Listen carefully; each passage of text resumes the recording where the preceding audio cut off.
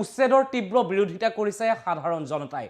উচ্ছেদ কৰিবলৈ আহিলে যুদ্ধ হ'ব বুলি কৈছে এই সকল লোকে।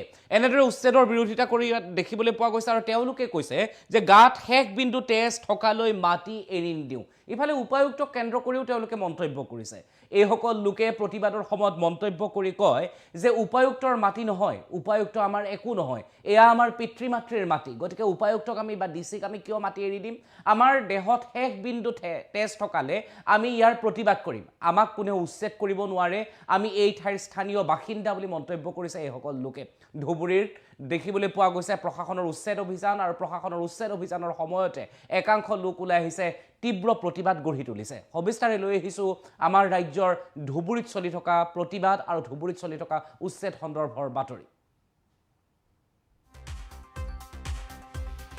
গাত শেষ বিন্দু তেজ থকালৈ মাটি এৰি নিদিওঁ বুলি উল্লেখ কৰিলে ধুবুৰীৰ প্ৰতিবাদী জনতাই। ধুবুৰীৰ একাংশ লোকে প্ৰতিবাদ কৰা দেখিবলৈ পোৱা গৈছে। দাদাগিৰি কৰি আমাক প্ৰশাসনে উচ্ছেদ কৰিব নোৱাৰিব বুলি মন্তব্য কৰিলে এই সকল লোকে। তেওঁলোকে প্ৰতিবাদ কৰাৰ সময়ত কি মন্তব্য কৰিছিলে আমি আপোনালোকক শুনাইছোঁ। এয়া তেওঁলোকৰ মন্তব্য। উচ্ছেদ কৰিবলৈ আহিলে যুদ্ধ হ'ব বুলি মন্তব্য কৰিলে এই সকল লোকে। তেওঁলোকে বহুকেইটা মন্তব্য কৰিছে। উচ্ছেদৰ বিৰুদ্ধে গৰজি উঠিছে গৌৰীপুৰৰ আলমগঞ্জৰ জনতা আৰু গৌৰীপুৰৰ আলমগঞ্জৰ জনতাই বহুকেইটা মন্তব্য কৰিছে। এতিয়া সংখ্যালঘু মানুহ জাগিছে বুলি তেওঁলোকে মন্তব্য কৰিছে, যিহেতু প্ৰতিবাদ কৰিবলৈ অহা লোকসকল সংখ্যালঘু, গতিকে তেওঁলোকে সংখ্যালঘু লোক জাগিছে বুলি মন্তব্য কৰিছে। আমাৰ মাটি কাঢ়ি ল'বলৈ উপায়ুক্ত কোন, এই সন্দৰ্ভত তেওঁলোকে প্ৰশ্ন কৰিছে, অৰ্থাৎ ডিচিকো তেওঁলোকে প্ৰশ্ন উত্থাপন কৰিছে, প্ৰশাসনৰ লোকক প্ৰশ্ন কৰিছে। এটুকুৰা মাটিও আমি এৰি নিদিওঁ বুলি বাৰে বাৰে মন্তব্য কৰিছে ধুবুৰীৰ এইসকল সংখ্যালঘু লোকে। বহিৰাগত আদানী আম্বানীক মাটি দিলে আমি সহ্য নকৰোঁ। তেওঁলোকে কৈছে যে আমাৰ নিজৰ মাটিটো এৰি নিদিওঁৱেই, বহিৰাগতক মাটি দিলেও আমি সহ্য নকৰোঁ, উচ্ছেদ বন্ধ নহ'লে ব্যাপক হাৰত আন্দোলন কৰা হ'ব বুলি মন্তব্য কৰিলে এইসকল প্ৰতিবাদী লোকে। নিশাৰ ভাগত প্ৰতিবাদ কৰা দেখিবলৈ পোৱা গৈছিল। আমাৰ দেউতাৰ সম্পত্তি আমি কেতিয়াও এৰি নিদিওঁ, উপায়ুক্তক আমি কিয় এৰি দিম বা প্ৰশাসনৰ লোকক আমি কিয় এৰি দিম বুলি প্ৰশ্ন উত্থাপন কৰিছে এইসকল লোকে। উচ্ছেদ চলাই সংবিধানে দিয়া মৌলিক অধিকাৰ খৰ্ব কৰিছে, অৰ্থাৎ সংবিধানৰো উদাহৰণ লৈ এইসকল লোকে প্ৰতিবাদ কৰা দেখিবলৈ আৰু শুনিবলৈ পোৱা গ'ল। ধুবুৰীত উচ্ছেদৰ বিৰোধিতাৰে দল সংগঠনৰ আন্দোলন ঘোষণা আৰু উচ্ছেদ কৰিবলৈ আহিলে যুদ্ধ হ'ব বুলি মন্তব্য কৰিছে তেওঁলোকে। উচ্ছেদৰ বিৰোধিতাৰে আলমগঞ্জ আমবাৰীত নাগৰিক সভাৰ আয়োজন আৰু এই নাগৰিক সভাতে এনেধৰণৰ মন্তব্য কৰা শুনিবলৈ পোৱা গ'ল। ৰঙামাটিত উচ্ছেদ কৰিবলৈ আহিলে যুদ্ধ হ'ব বুলি মন্তব্য কৰিছে দল সংগঠনে। কেমেৰাৰ সন্মুখত তেওঁলোকে বহুকেইটা বিস্ফোৰক মন্তব্য কৰিছে। এয়া নাগৰিক সভাৰ দৃশ্য। নাগৰিক সভাত আপুনি দেখিবলৈ পাইছে সংখ্যালঘু লোকসকলক। প্ৰতিজন ব্যক্তিক এবাৰ ভালদৰে চাওক, তেওঁলোক সংখ্যালঘু সম্প্ৰদায়ৰ আৰু সংখ্যালঘু লোকসকলে কৈছে যে সংখ্যালঘু লোক জাগিছে, ইয়াত কাৰো দাদাগিৰি নচলিব, উচ্ছেদ কৰিবলৈ আহিলে যুদ্ধ হ'ব, এনেধৰণৰ মন্তব্য কৰা শুনিবলৈ পোৱা গৈছে তেওঁলোকৰ দ্বাৰা। উচ্ছেদৰ বিৰুদ্ধে গৰজি উঠিছে গৌৰীপুৰ আলমগঞ্জৰ জনতা। গৌৰীপুৰ আলমগঞ্জৰ জনতাই কি মন্তব্য কৰিছিল নাগৰিক সভাত সাংবাদিকৰ সন্মুখত আমি শুনাই লৈছোঁ।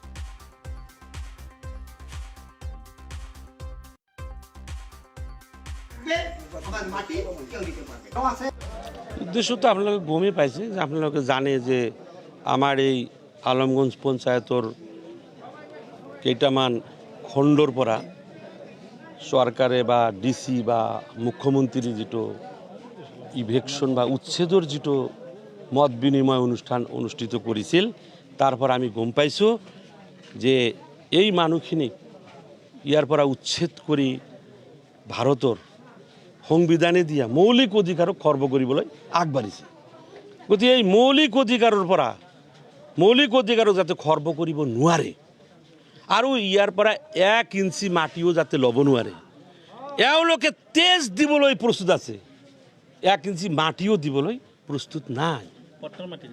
পাট্টাৰ মাটি আছে আৰু এই পাহাৰত আছে আপোনাৰ এইটো কোঅপাৰেটিভ ছ'চাইটিৰ মাটি। কিছু হয়তো মাজে মাজে খাছলেণ্ড থাকিব পাৰে, থাকিলেই খাছলেণ্ড চৰকাৰৰ বুলি ক'লেই চৰকাৰটো ৰাইজৰে হয় না, গতিকে সেই খাছলেণ্ডটো আচলতে কাৰ? ৰাইজৰ।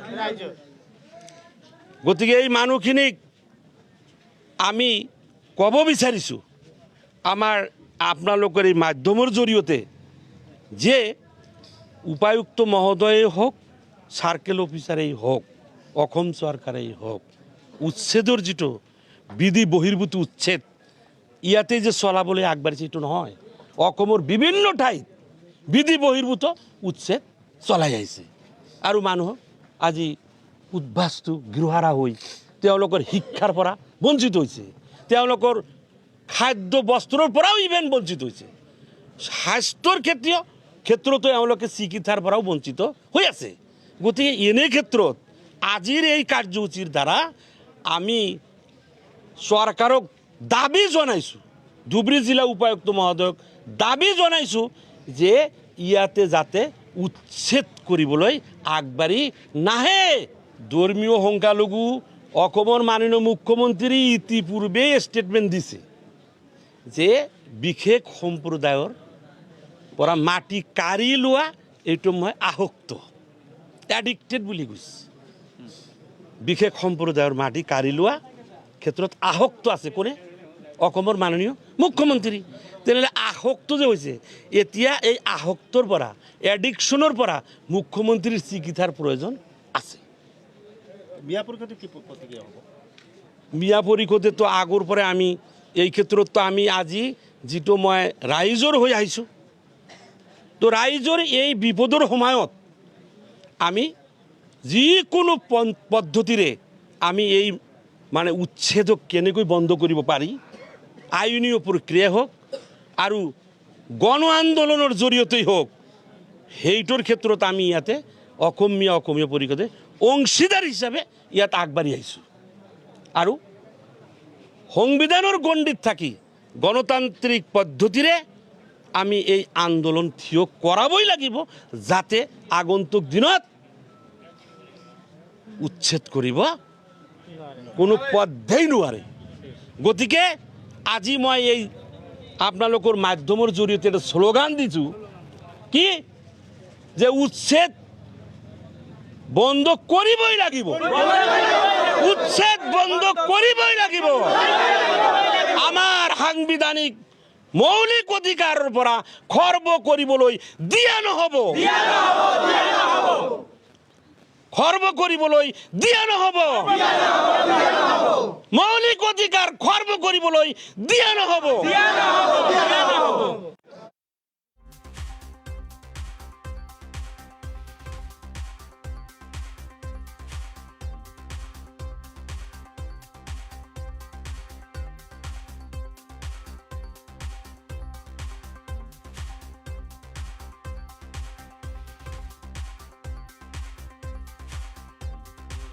এই মানুহখিনি উদ্দেশ্যটো আপোনালোকে গমেই পাইছে, যে আপোনালোকে জানে যে আমাৰ এই আলমগঞ্জ পঞ্চায়তৰ কেইটামান খণ্ডৰ পৰা চৰকাৰে বা ডিচি বা মুখ্যমন্ত্ৰীৰ যিটো ইভেকশ্যন বা উচ্ছেদৰ যিটো মত বিনিময় অনুষ্ঠান অনুষ্ঠিত কৰিছিল, তাৰ পৰা আমি গম পাইছোঁ যে এই মানুহখিনিক ইয়াৰ পৰা উচ্ছেদ কৰি ভাৰতৰ সংবিধানে দিয়া মৌলিক অধিকাৰক খৰ্ব কৰিবলৈ আগবাঢ়িছে।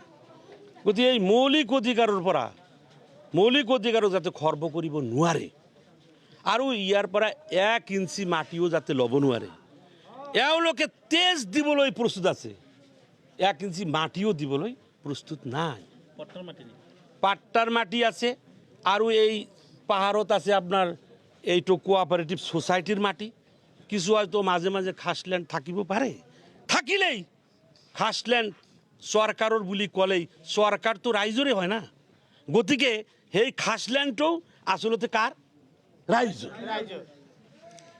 গতিকে এই মানুহখিনিক আমি ক'ব বিচাৰিছোঁ আমাৰ আপোনালোকৰ এই মাধ্যমৰ জৰিয়তে, যে উপায়ুক্ত মহোদয়েই হওক, চাৰ্কেল অফিচাৰেই হওক, অসম চৰকাৰেই হওক, উচ্ছেদৰ যিটো বিধি বহিৰ্ভূত উচ্ছেদ ইয়াতে যে চলাবলৈ আগবাঢ়িছে এইটো নহয়, অসমৰ বিভিন্ন ঠাইত বিধি বহিৰ্ভূত উচ্ছেদ চলাই আহিছে আৰু মানুহক আজি উদ্বাস্তু গৃহাৰা হৈ তেওঁলোকৰ শিক্ষাৰ পৰা বঞ্চিত হৈছে, তেওঁলোকৰ খাদ্য বস্ত্ৰৰ পৰাও ইভেন বঞ্চিত হৈছে, স্বাস্থ্যৰ ক্ষেত্ৰতো এওঁলোকে চিকিৎসাৰ পৰাও বঞ্চিত হৈ আছে।